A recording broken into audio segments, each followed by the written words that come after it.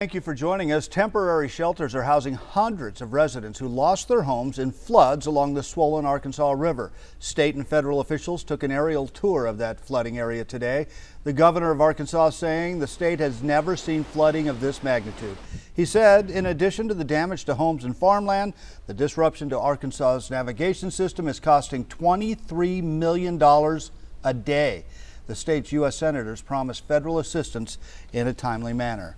Residents are getting some help from one Southern Arizonan who works in disaster zones with the Red Cross. News 4 Tucson's Eric Fink has his story. It's new at 10. 75-year-old Joe Middendorf is in the first act of his second career. If I weren't doing this, I probably would curl up and die. But this keeps me alive. It keeps me going. For the past 2 years, Middendorf has volunteered with the Red Cross. And this week, as he watches the Arkansas River reach record levels, he's helping set up shelters for flood victims in the city of Fort Smith, about 175 miles west of Little Rock. It's Joe's job to identify the best places to set up shelters for hundreds of people. We do a lot of work before people actually walk in.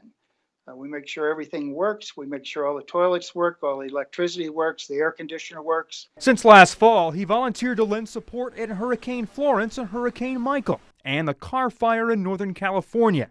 He just drove through Jefferson City, Missouri, where a tornado left its mark earlier this week. A lot of times these people, they have nothing left. I mean, they lose their home, they lose their clothes. In many cases, they lose their car, so they've got nowhere to go. You can see the appreciation on their faces when you walk into a shelter. He hasn't spent much time at home lately, and that's just how he likes it. If I weren't doing this, I'd probably be sitting home watching TV. You know, I already wore myself out with golf.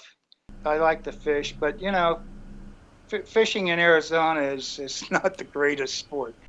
And the local Red Cross says Joe will be in Fort Smith helping out for about 2 weeks. I'm Eric Fink, News 4 Tucson.